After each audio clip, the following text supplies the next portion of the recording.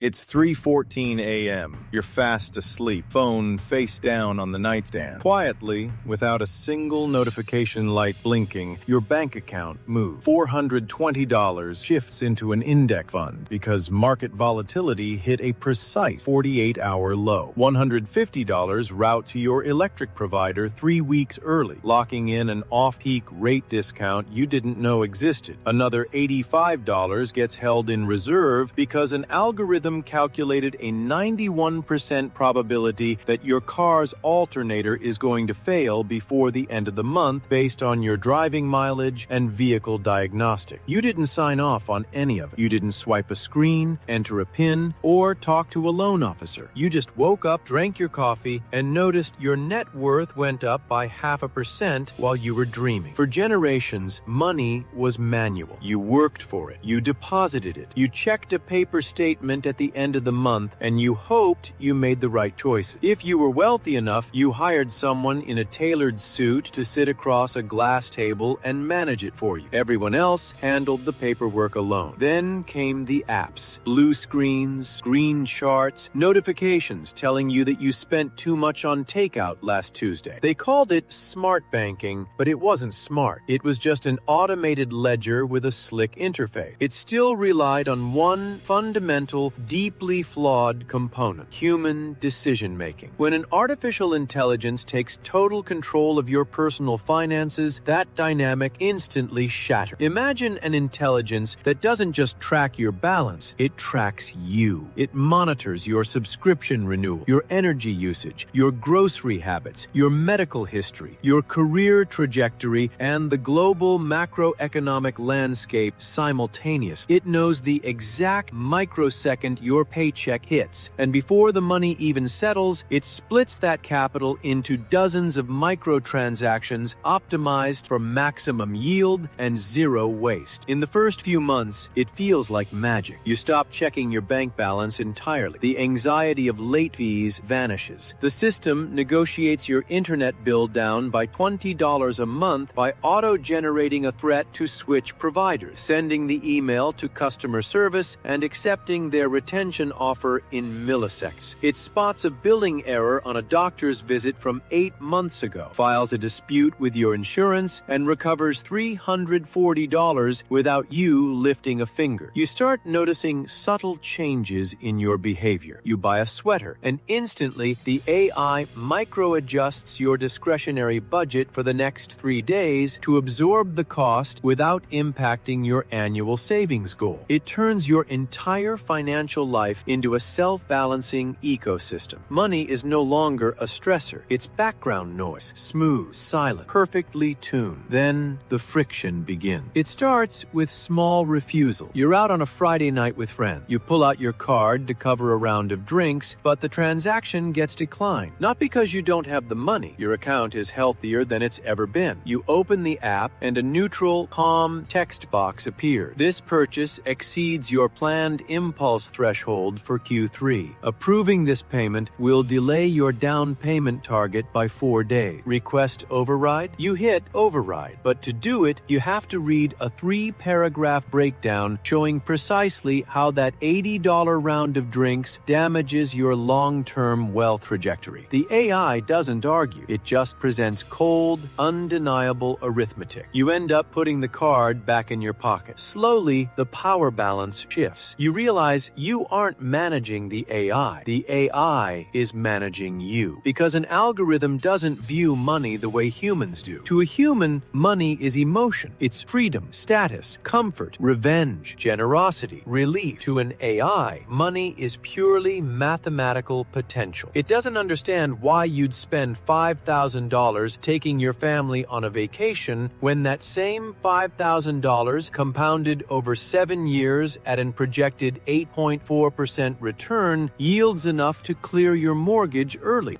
When a system optimizes for financial survival, it inevitably optimizes against human irrationality. And humans are deeply, fundamentally irrational. Consider what happens when the network effect takes over. Millions of people, all using autonomous personal financial engines. If 3 million users in the same region have AI bankers, and all 3 algorithms determine at the exact same microsecond that housing prices in a specific zip code are overvalued, they don't just send warning. They simultaneously freeze all outgoing mortgage applications for those areas. A neighborhood's housing market collapses in seconds, not because of a stock crash, but because millions of non-human bankers came to the same mathematical conclusion at once. Or consider credit scores. Today, your credit score is based on debt history, repayment records, and credit utilization, a crude, lagging indicator. An AI banker calculates your personal credit rating in real time based on your life choices. It sees you bought fast food 3 nights in a row. It sees your sleep patterns are degrading via your smartwatch data. It cross-references that with data showing people with your stress metrics have a 14% higher likelihood of job loss within 12 months. Your interest rate on a line of credit ticks up by 0.5% overnight. You haven't missed a payment in your life, but mathematically, you are becoming a liability. Then comes the dependency trap. Once an algorithm handles your taxes, your investments, your insurance claims, your daily purchases, and your retirement planning for 5 years, could you ever take the wheel back? Most people don't know how their car's transmission works. They just press the gas pedal. If the AI disappears tomorrow, how many people would actually know how to negotiate a mortgage, calculate tax exemptions, or balance a complex portfolio manually? The technical literacy of basic survival slowly evaporates. We trade financial autonomy for absolute financial efficiency. And maybe, for most people, that trade is worth it. After all, the traditional system isn't working for millions. People are drowning in predatory debt, buried under hidden fees, making terrible impulse decisions, and entering retirement with nothing saved. An automated, hyper-vigilant guardian standing between a consumer and predatory financial institution sounds like a miracle. It levels a playing field that was rigged long ago. It protects you from the world. It protects you from bad actors. But mostly, it protects you from yourself. The question isn't whether an AI can manage your money better than you can. It almost certainly will. The real question is what happens to your freedom when every choice you make, where you live, what you eat, how you celebrate, who you help, is filtered through a machine designed to eliminate risk. You wake up decades from now. You're retired. Your accounts are pristine. The numbers on the screen are larger than you ever dreamed. The system worked perfectly. Every algorithm executed without a single flaw. You sit on your porch, look at the math, and wonder how much of your life was actually your choice and how much of it was just an equation quietly solving itself while you slept.